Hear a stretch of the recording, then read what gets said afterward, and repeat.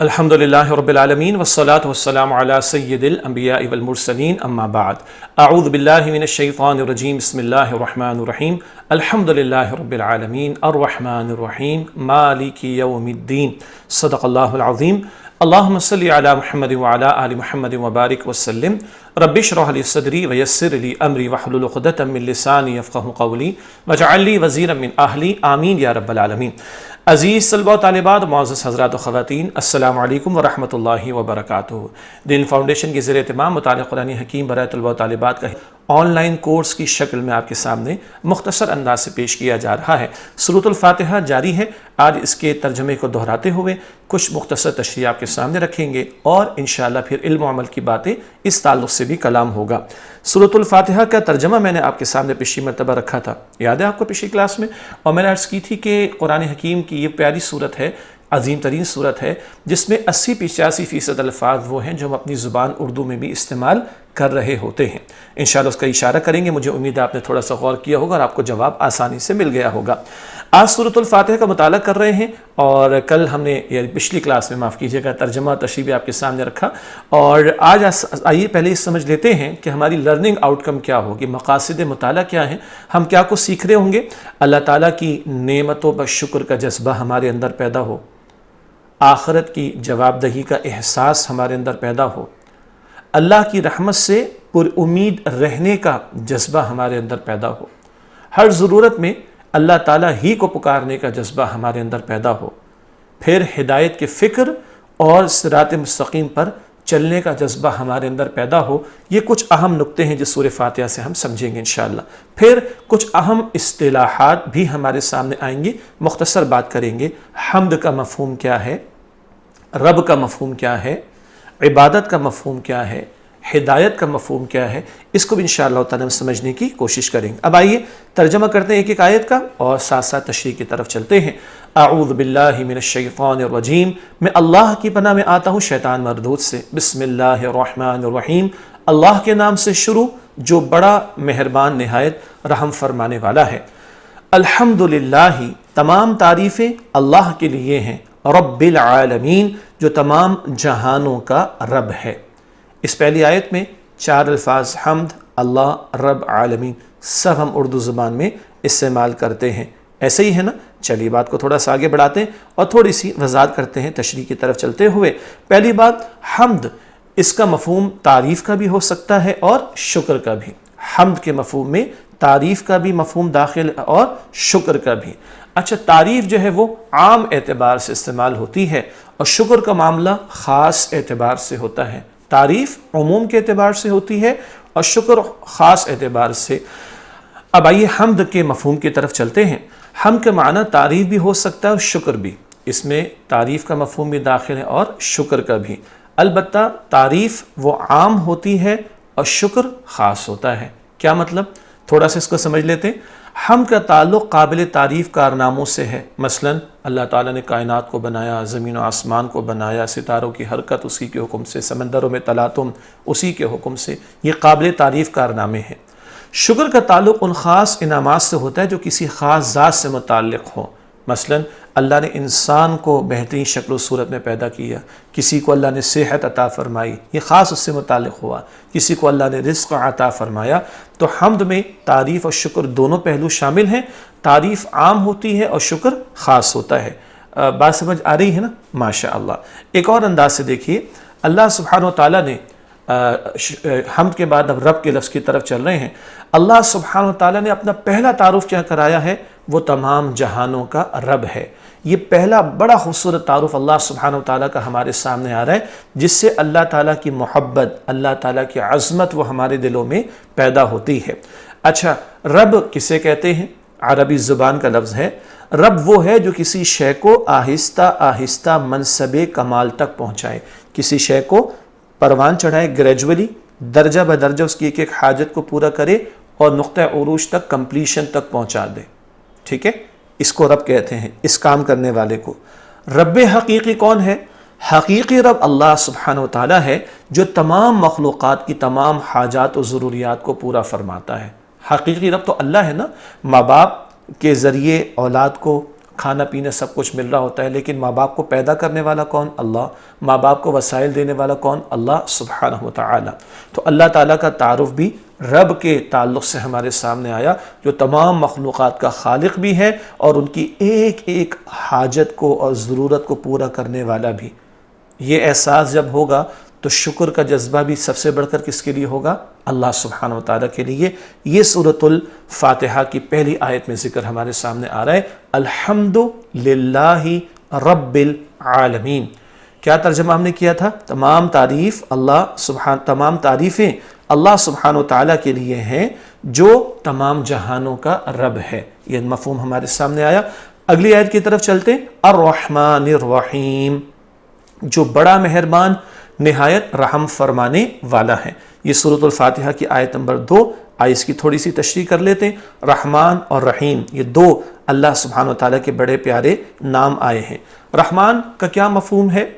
سب پر بے پناہ رحمت فرمانے والا، اور یہ اللہ تعالیٰ کی صفت عمومی ہے، یعنی یہ عمومی صفت رحمت کے اعتبار سے اللہ تعالیٰ کی، جس میں مومن اور کافر کا بھی کوئی فرق نہیں ہے۔ اللہ کی جو رحمان ہے اس کی صفت میں جوش سمندر کی مانند، اور یہ عموم کے اعتبار سے ہے، یہ سب کے لیے ہے، مومن ہو کافر ہو کوئی مخلوق ہو۔ اسی لیے مفسرین فرماتے ہیں رحمان الدنیا، یعنی دنیا والوں پر رحم فرمانے والا۔ یہاں اللہ کی رحمت سب کے لیے عام ہے۔ ہاں اللہ کا ایک اور صفاتی نام ہے الرحیم، یعنی نہایت رحم فرمانے والا۔ اس کے بارے میں بھی سمجھ لیتے ہیں۔ یہ خاص صفت ہے جس کا ظہور خاص بندوں کے لیے ہوگا۔ یہ خاص رکھی اللہ تعالیٰ نے صفت جس کا خاص بندوں کے لیے ظہور ہوگا۔ اس لیے مفسرین فرماتے ہیں رحیم الآخرہ، یعنی آخرت میں فرما برداروں پر رحمت فرمانے والا۔ وہ خاص رحمت کا ظہور اللہ کا خاص اپنے فرما بردار بندوں پر آخرت میں ہوگا۔ اللہ مجھے آپ کو ہم سب کو اس کا مستحق بنائے۔ ایک بڑی پیاری حدیث ہے نبی پاک صلی اللہ علیہ وسلم کی اللہ کی رحمت کے بارے میں، صحیح بخاری شریف کی روایت ہے، اللہ سبحانہ وتعالیٰ نے جس دن رحمت کو پیدا فرمایا تو اس کے 100 حصے فرمائے، 99 حصے اپنے پاس رکھے اور اپنی ساری مخلوق میں ایک حصہ بھیج دیا۔ سبحان اللہ، جانور، چرند پرند، پھر انسان، مخلوقات، ہمارے کتنے رشتے، رحمتیں، محبتیں، سب کچھ اللہ کی 100 میں سے ایک رحمت کے 100 حصوں میں سے ایک حصے کا ظہور ہے، تو 99 حصے جس اللہ کے پاس ہوں گے اس کی رحمت کا عالم کیا ہوگا ہم تصور نہیں کر سکتے۔ یہ آیت نمبر 2 رحمان اور رحیم کا ذکر ہمارے سامنے آیا۔ آگے چلتے ہیں، آیت نمبر 3 مالک یوم الدین، اس کا مفہوم جو بدلے کے دن کا مالک ہے۔ آپ نے غور کیا اس آیت میں 3 الفاظ ہیں، مالک یوم الدین، تینوں ہم اردو زبان میں استعمال کرتے ہیں۔ کتنا آسان ہو گیا معاملہ ہمارے لیے یاد کرنا ہے ترجمے کو، جو بدلے کے دن کا مالک ہے۔ اب آئیے اس کے تعلق سے تھوڑی سی بات کر لیتے ہیں۔ بدلے کے دن سے کیا مراد؟ سبھی واقف ہیں، قیامت کے دن یعنی جزا و سزا کا دن۔ اس دن مالک کون ہوگا؟ اللہ سبحانہ و تعالی۔ یہ خیال آتا ہے نا ذہن میں، اس کا جواب بھی لے لیتے ہیں۔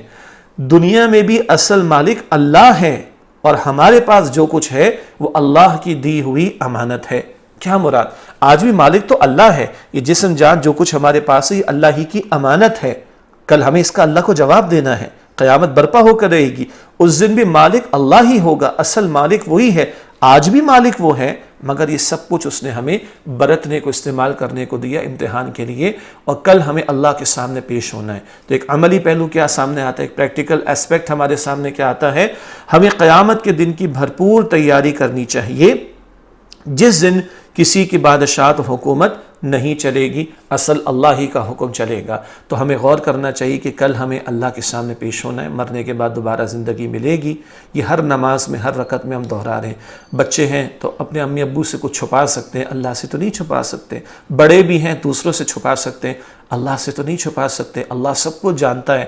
جتنا یقین ہوگا مرنے کے بعد کی زندگی کا، اتنا میرا اور آپ کا عمل درست ہوتا چلا جائے گا۔ اللہ ہم سب کو آخرت کا مزید یقین عطا فرمائے۔ آگے چلتے ہیں آیت نمبر 4 کی طرف، اور اب ایک دعا کا بیان آ رہا ہے، بلکہ دعا سے پہلے اقرار کا بیان آ رہا ہے۔ ایاک نعبد، اے اللہ ہم تیری ہی عبادت کرتے ہیں، وایاک نستعین، اور ہم صرف تجھ ہی سے مدد مانگتے ہیں۔ دوبارہ ترجمہ کرتا ہوں، ایک لفظ شاید مجھ سے رہ گیا۔ ایاک نعبد، اے اللہ ہم صرف تیری ہی عبادت کرتے ہیں، وایاک نستعین، اور ہم صرف تجھ ہی سے مدد مانگتے ہیں۔ چوتھی آیت آ گئی، آئیے اس پر تھوڑی سی تشریح کی طرف چلتے ہیں انشاءاللہ تعالی۔ عبادت اور پھر مدد مانگنے کے تعلق سے کچھ باتیں ہمارے سامنے آئیں گی۔ اس چوتھی آیت میں پہلا نقطہ تو بڑا پیارا ہے، وہ ہے بندے کا اللہ سبحانہ وتعالی سے براہ راست گفتگو کرنے کا ذکر۔ اب تک کیا تھا؟ 3rd میں بات ہو رہی تھی نا، تمام تعریف اللہ کے لیے، وہ رحمان الرحیم ہے، وہ بدلے کے دن کا مالک ہے۔ اب کیا ہو گیا؟ 2nd میں بات ہو رہی ہے، ڈائریکٹلی اللہ تعالیٰ سے بات ہو رہی ہے۔ سمجھ آ رہی ہے نا بات؟ ماشاءاللہ۔ تو بندے کا اللہ سبحانہ وتعالی سے براہ راست گفتگو کرنے کا ذکر آ رہا ہے۔ اچھا، پھر ہم پڑھ رہے ہیں نعبدو۔ نعبدو کا ترجمہ اللہ ہم تیری عبادت کرتے ہیں۔ اکیلے نماز پڑھ رہے ہوں یا جماعت کی نماز میں ہوں، نعبدو ہی پڑھتے ہیں۔ اس سے کیا اشارہ ہے؟ بڑا قیمتی نقطہ۔ زندگی کے تمام گوشوں میں معاشرے کے تمام لوگوں سے عبادت کے تقاضے کی طرف اشارہ ہے۔ سب لوگ اللہ کی عبادت کریں، کچھ نہیں، سب لوگ اللہ تعالیٰ کی عبادت کریں اور پوری زندگی میں اللہ تعالیٰ کی عبادت کریں۔ عبادت کسے کہتے ہیں؟ علماء نے اس کو سمجھایا۔ شرعی اصطلاح میں عبادت کا مفہوم ہے معبود کے سامنے اپنے آپ کو انتہائی عاجز جاننا اور اس کے لیے انتہائی تعظیم کو تسلیم کرتے ہوئے عاجزی کا اظہار کرنا۔ یہ علماء نے تعریف بیان فرمائی۔ معبود حقیقی، اصل تو معبود اللہ ہی ہے، اس کے سامنے بالکل اپنے آپ کو جھکائے رکھنا، اپنے آپ کو عاجز بنائے رکھنا اور اس کی عظمت اور بڑائی کو مانتے ہوئے اس عاجزی کا اظہار کرنا۔ وہ اظہار کیسے ہوگا؟ اللہ تعالیٰ کی فرما برداری کرتے ہوئے۔ تو عبادت کو آئیے اور سادہ انداز میں سمجھیں۔ اللہ تعالیٰ کے احکام کے مطابق زندگی گزارنا اور زندگی کے تمام گوشوں اور شعبہ جات میں نبی کریم صلی اللہ علیہ وسلم کی تعلیمات اور طریقے کے مطابق دل کی پوری آمادگی کے ساتھ عمل کرنا بھی عبادت شمار ہوتا ہے۔ پوری زندگی میں اللہ تعالیٰ کے احکامات پر عمل کرنا اور نبی مکرم صلی اللہ علیہ وسلم کی تعلیم و طریقے کے مطابق پوری دل کی آمادگی کے ساتھ عمل کرنا اور زندگی کے تمام گوشوں میں، نماز کے ٹائم پر بھی، شادی بیاہ کے ٹائم پر بھی، کاروبار میں بھی، حکومت کے معاملات میں بھی، سب گوشوں میں اللہ تعالیٰ کے حکم پر عمل کرنا اور نبی پاک صلی اللہ علیہ وسلم کے طریقے کے مطابق اور تعلیمات کے مطابق عمل کرنا، یہ سب بھی کس میں شمار ہوگا؟ اللہ تعالیٰ کی عبادت میں انشاءاللہ۔ ایک اور بات آئی، وَإِيَّاكَ نَسْتَعِينُ، اور ہم تجھ ہی سے مدد مانگتے ہیں۔ دعا کس سے؟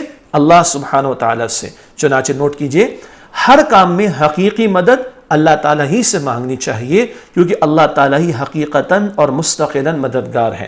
ہم نے آپ سے ایک پانی کا گلاس مانگنے، کسی سے کہا کرسی اٹھا کر دے دو، یہ تو ظاہر کے اعتبار سے، حقیقت میں مدد کرنے والا کون ہے؟ اللہ، تو اسی کو پکارا جائے، اسی سے مانگا جائے۔ اور ایک اور بات پتہ چلی، اللہ کی عبادت کب ممکن ہوگی؟ جب اللہ سبحانہ وتعالیٰ کے حکم سے، اس کی توفیق سے ہم عمل کر سکیں گے۔ تو اس کی عبادت کرنے کے لیے بھی اسی سے التجا کرنی چاہیے کہ اللہ تو اپنی عبادت کرنے کی توفیق ہم سب کو عطا فرما۔ یہ ہوا سورہ فاتحہ کی چوتھی آیت کا بیان مکمل۔ تو الحمدللہ یہاں تک آ کر سورۃ الفاتحہ کی آیت نمبر 4 کا ایک درجے میں بیان مکمل ہوا۔ سورہ فاتحہ کے شروع میں ہم نے اللہ تعالیٰ کی تعریف و شکر کا ذکر پڑھا۔ وہ رب العالمین ہے، اس کی عظمت کا احساس دل میں پیدا ہو۔ وہ رحمان الرحیم ہے، اس کا ذکر آ گیا۔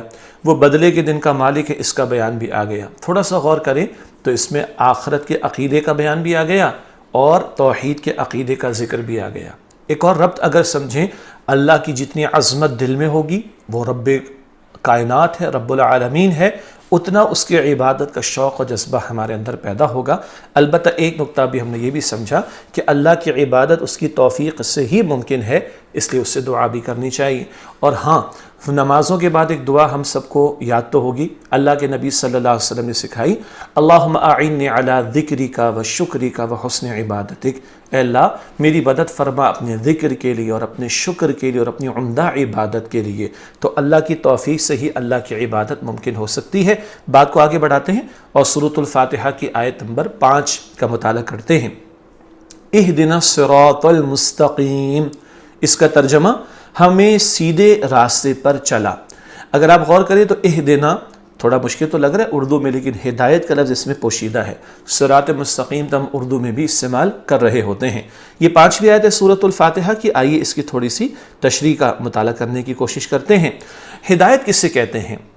ہدایت کے کئی مفہوم ہیں۔ راستے کی طرف رہنمائی کرنا، راستے پر چلا دینا، منزل مقصود تک پہنچا دینا، یہ کئی مفاہیم ہیں ہدایت کے. مثلا ہم کسی جگہ کھڑے ہوں اور 1-2 کلومیٹر دور کوئی سوال کر رہا ہو کہ بھئی فلاں 1-2 کلومیٹر جو دور جگہ ہے ہمیں پتہ ہے اس کو نہیں پتہ، تو ہم اشارہ کر کے بتائیں وہ ادھر یوں جاؤ گے اور یوں ہو جانا، تو یہ ہدایت ہے، یعنی راستہ اس کی رہنمائی کرنا. اور ایک کہ ہم کسی سے اس کو کہیں اگر کوئی اجنبی آیا بھائی اس کو ذرا وہاں اور پھر رائٹ پہ ڈراپ کر دینا، یہ بھی ہے کہ راستے پر چلا دینا. اور ایک ہے منزل مقصود تک پہنچا دینا. اگر ہم کوشش کریں اور ہمارے پاس وقت ہو تھوڑا ایثار کریں تو اس کو ساتھ لے کر جائیں، وہاں تک چھوڑ کر آئیں. یہ سارے مفاہیم، مفہوم کی جمع مفاہیم، یہ ہدایت میں داخل. راستہ دکھا دینا، اس پر چلا دینا، اور منزل مقصود تک جہاں تک کوئی پہنچنا چاہتا ہے وہاں تک پہنچا دینا.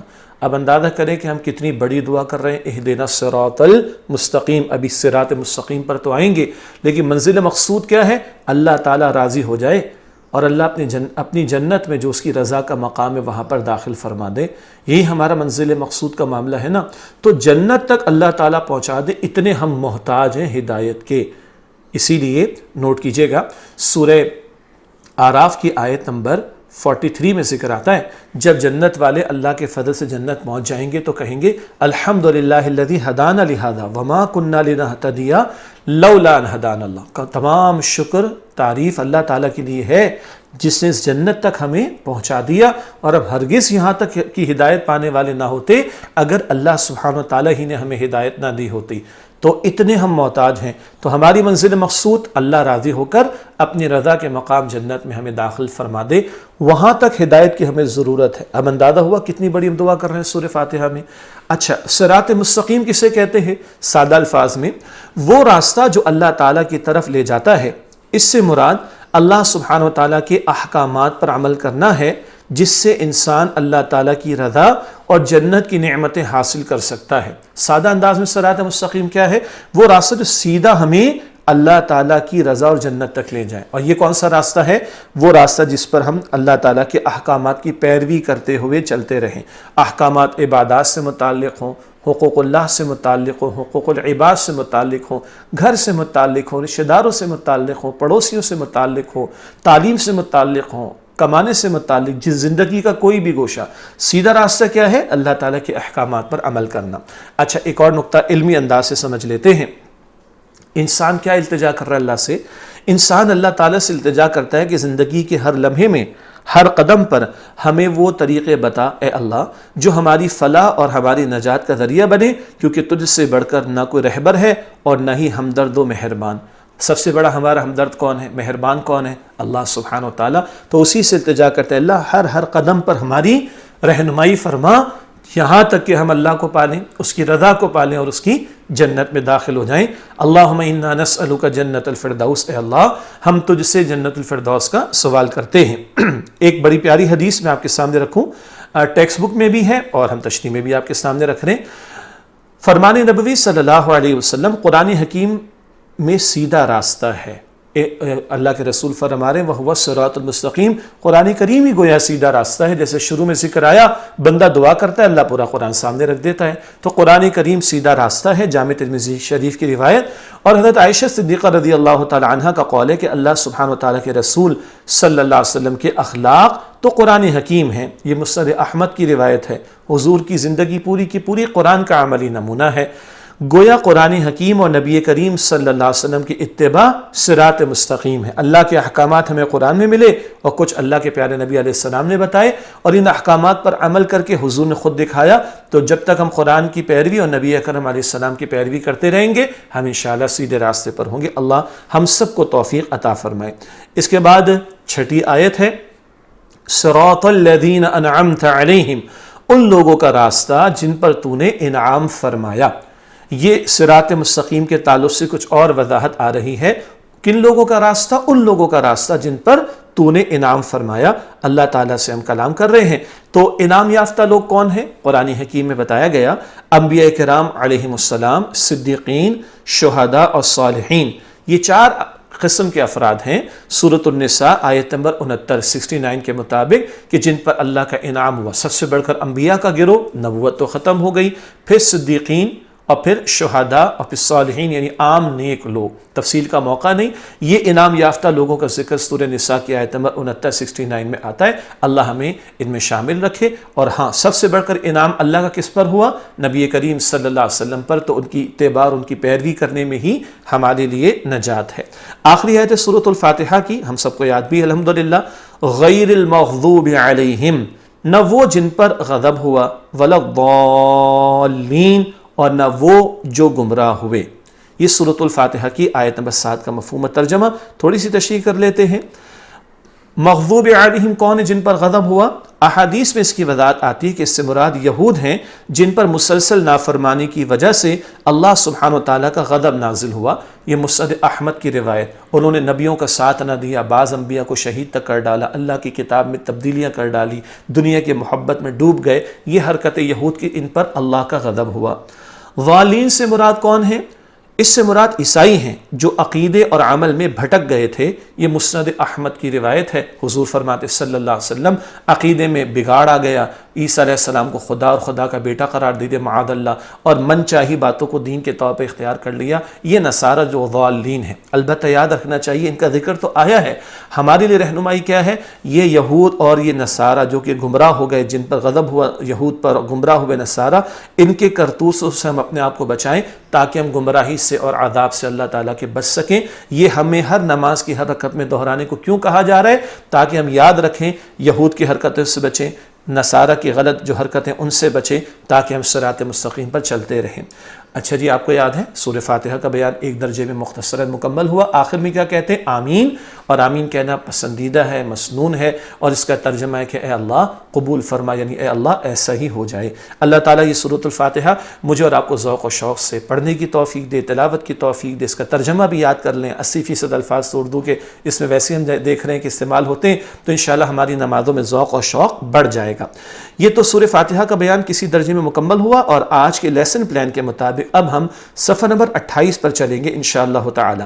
جو بک آپ نے ڈاؤن لوڈ کی ہوگی اس میں کچھ بلینک پیجز بھی ہیں، وہ طلباء و طالبات کے لیے، تاکہ کچھ اہم پوائنٹس وہاں پہ وہ نوٹ کرنا چاہیں اسکول میں پڑھتے ہوئے تو وہ کر سکیں. البتہ بھائی صفحہ نمبر 28 پر. اور علم و عمل کی باتیں یاد آیا؟ کلاس 4 کے اختتام پر بھی جب قرآن صاحب قرآن صلی اللہ علیہ وسلم والا ٹاپک مکمل ہوا تھا تو علم و عمل کی باتیں ہم نے آپ کے سامنے کچھ رکھی تھی.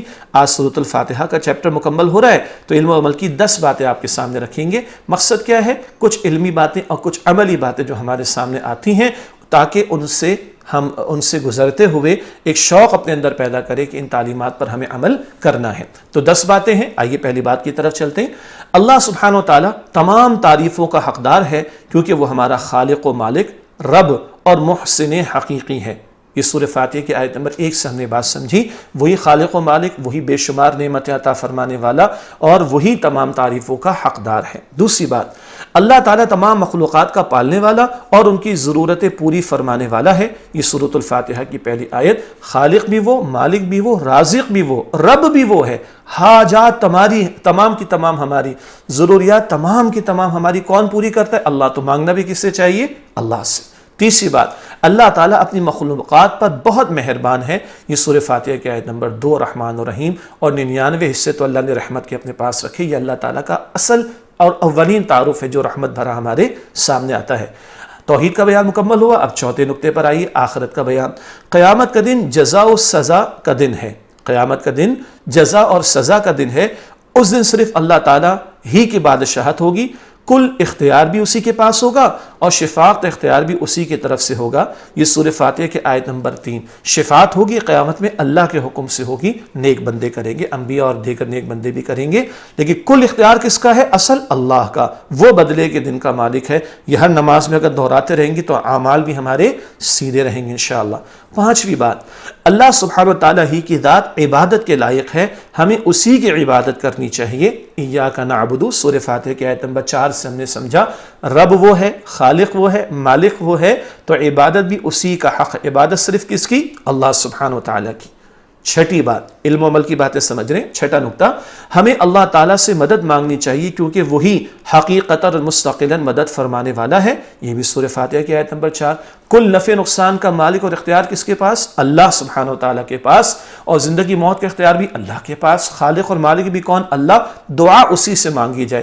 ایک دوسرے سے جو کچھ ہم کہتے ہیں وہ تو آپس میں اسباب کے تحت تعاون. اصل کون ہے؟ مسبب الاسباب اللہ، عطا فرمانے والا، حقیقتاً وہی مدد فرمانے والا، اسی کو پکارنا چاہیے. ساتویں بات، اللہ سبحانہ و تعالیٰ کا بتایا ہوا راستہ ہی ہدایت اور کامیابی کا راستہ ہے. ہم ہر وقت ہدایت کے محتاج ہیں. یہ سورہ فاتحہ کی آیت نمبر 5. اور کہاں تک ہدایت کے محتاج ہیں؟ یاد آیا کچھ؟ جنت میں داخلے تک. کتنے محتاج ہیں؟ تو کتنا دل سے اس دعا کا اہتمام ہمیں کرنا چاہیے.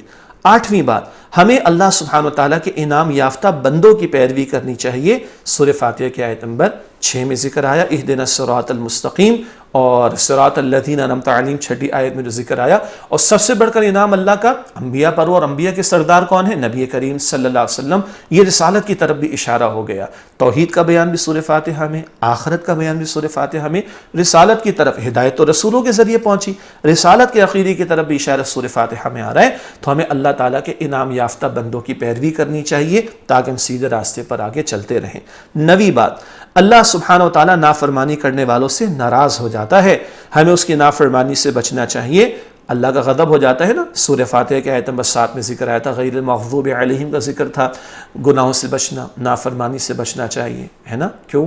لوگ اگر نہ بھی دیکھیں تو اللہ تعالیٰ ہمیں دیکھ رہا ہے، اور ہمیں مرنے کے بعد لوگوں کو جواب نہیں دینا، مرنے کے بعد اللہ تعالیٰ کو جواب دینا ہے. اللہ کی ناراضگی سے بچنا ہے تو گناہوں سے بچنا چاہیے. اور 10ویں اور آخری بات ہے، جو لوگ اللہ سبحانہ و تعالیٰ کے انعام یافتہ بندوں کی پیروی نہیں کرتے وہ گمراہ ہو جاتے ہیں، ضالین ہو جاتے ہیں. سورہ فاتحہ کے آیت نمبر 7 میں آیا جو لوگ اللہ تعالیٰ کے انعام یافتہ بندوں کی پیروی نہیں کرتے وہ گمراہ ہو جاتے ہیں، جو حق کا راستہ چھوڑتے ہیں وہ گمراہ ہو جاتے ہیں. اللہ تعالیٰ ہم سب کو گمراہی سے بچائے رکھے. الحمدللہ جی، آج ہماری 6ٹھی کلاس مکمل ہوئی اور آج سورۃ الفاتحہ کا سبق بھی مکمل ہوا. سورۃ الفاتحہ کی تشریح بھی کچھ ہمارے سامنے آئی اور علم و عمل کی باتیں بھی ہم نے سیکھی. روزانہ انشاءاللہ پھر آپ کوئز بھی اٹیمپٹ کر رہے ہوں گے اور اگلے لیسن کی تیاری میں بھی کر رہا ہوں انشاءاللہ، امید آپ بھی کریں گے. اگلی کلاس میں انشاءاللہ تعالیٰ آپ سے ملاقات ہوگی. آپ دیکھ رہے ہیں کتاب میں بہت کچھ ہے مگر ہم کچھ باتیں آپ کے سامنے رکھ رہے ہیں. کتاب میں آپ کے سامنے ایکسرسائزز بھی ہیں اور بھی دلچسپی کی باتیں، ان سے بھی آپ فائدہ اٹھائیے. اللہ تعالیٰ مجھے اور آپ کو ہم سب کو سمجھتے ہوئے قرآن کریم کی سورہ فاتحہ کی تلاوت کی توفیق دے، اور جو تقاضے سامنے اللہ تعالیٰ ہم سب کو عمل کی توفیق عطا فرمائے. وآخر دعوانا الحمد للہ رب العالمین، والسلام علیکم ورحمۃ اللہ وبرکاتہ.